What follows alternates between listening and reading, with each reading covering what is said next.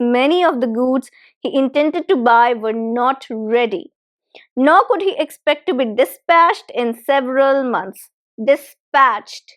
Dispatched means. So I've told you about lots of difficult words. I've explained as much. Hello everybody. How are you all? Hope you're doing great. So welcome back to another session of learning English and improving your English skills, speaking skills, reading skills. And today is going to be a lesson where we are going to do read aloud. Now, these read aloud sessions are very important for you because listening to read aloud sessions, it helps you develop not only your listening skills, but in turn, it helps you in improving your pronunciation, intonation, and speaking skills. Because when you listen to a read aloud and then you go take that up, take that particular book up and read it out loud for yourself, it's extremely beneficial. Like the impact is 2x, double the impact. So it's very important to listen to professional read alouds. And today I'm here with one of my favorite novels for all of you. That's the Gulliver's Travels, right? Gulliver's Travels. Now this is a book, this is a novel that I think a lot of you will know about the story about the man who travels to a particular land where he is considered as a giant, right? And then he travels to the land of giants where he is a tiny man, such a small tiny man there. So he's traveling to different realms of words, right? Into a totally different realm, into a totally different dimension. This is just not a bedtime story. It is a very deep story. It's based on a lot of, like, I can say it is quite philosophical in its nature, right? So I'm gonna read one paragraph to you from this particular novel now. Are you all ready for this? Well, I'm Shivangi Gupta, your CELTA certified English language tutor, certified by the University of Cambridge, the UK. Before beginning, please subscribe the channel so that you do not forget to tune in to new lessons that I upload for you on the channel. Please like the video and share it with your friends too. Let's begin with the read aloud now, shall we? Okay, I'm going to tune in to page number. Let me select a page for all of you. I'm gonna do it randomly. Okay, I'm gonna open page number 131. If you are reading the book, if you want to read the book, want to get this, tune into page number 131. Okay, so let's begin. Please listen, everybody, carefully. Listen to it carefully. And then what you can do is you can rewind and practice finding out some difficult words from the whole paragraph that I'm going to read to you, from all the passages that I'm going to read to you, right, in order to improve your vocabulary. Let's begin now. The author sets out on his third voyage, is taken by pirates, the malice of Dutchmen.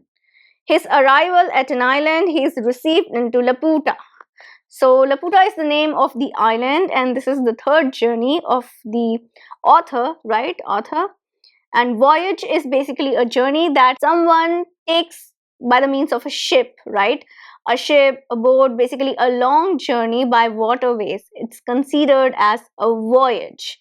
Voyage. So we know that the author is traveling by the means of a ship. I had not been at home above 10 days when Captain William Robinson, a Cornishman, commander of the Hopewell, a stout ship of 300 tons, came to my house. I had formerly been surgeon of another ship where he was master and a fourth part owner. In a voyage to the Levant, he had always treated me more like a brother than an inferior officer, and hearing of my arrival made me visit, as I apprehended, only out of friendship, for nothing passed more than what is usual for long absence. But repeating his visits often, expressing his joy to find me in good health, asking whether I were now settled for life, adding that he intended a voyage to the East Indies. In 2 months, at last he plainly invited me, though with some apologies, to be surgeon of the ship, that I should have another surgeon under me besides our two mates, that my salary should be double to the usual pay, and that having experienced my knowledge in sea affairs, to be at least equal to his. He would enter into any engagement to follow my advice, as much as if I had share in my command. He said so many other obliging things, and I knew him to be so honest a man that I could not reject his proposal. So, there is a person who's coming to him with a proposal. He's a ship surgeon, right? So, he's coming to him with a proposal with so many obliging things, right? Obliging things means something that he has to follow, something that he is supposed to do, right? Compulsory things. You can also say terms and conditions of the particular employment. It's like he's offering him a job, right, on the ship, and he's saying that he cannot reject his proposal. The thirst I had of seeing the world, notwithstanding my past misfortunes, continuing as violent as ever. The only difficulty that remained was to persuade my wife, whose consent, however, I at last obtained. By the prospect of advantage, she proposed to her children. So the thing is that he's saying that he was all set, notwithstanding the past misfortunes. He's saying, notwithstanding my past misfortune, is neglecting all the misfortunes that might have happened during his past voyages, right? He's saying he was all too eager and ready to join the particular captain on the new voyage, right? But the problem was his wife, who was not ready to give him the consent, right, to go to the ship. So he was saying that her word was the final, and I have to finally get that consent from her with the help of the children. So I think it's just a daily normal household scenario that's going on, right? We set out the 5th day of August 1706 and arrived at Fort St. George the 11th of April 1707. Stayed there 3 weeks to refresh our crew, many of whom were sick. So usually the voyages were not so pleasant, right? People used to get sick. From thence we went to Tonquin. From thence, because Gulliver's Travel is something that was written around 19th century. This is a bit of old English. From thence means from there. From there we went to Tonquin, where the captain resolved to continue some time because many of the goods he intended to buy were not ready, nor could he expect to be dispatched in several months. Dispatched. Dispatched means to dispatch something. That is when you are sending a material, sending an order to the customer through some transport, that is dispatch. Therefore, in hopes to defray some of the charges he must be at, he bought a sloop, loaded it with several sorts of goods, and putting 14 men on board, whereof 3 were of the country, he appointed me master of the sloop. So, sloop is basically a type of ship or boat, and gave me power to traffic while he transacted his affairs at Tonquin. We had not sailed above 3 days. Now they were sailing.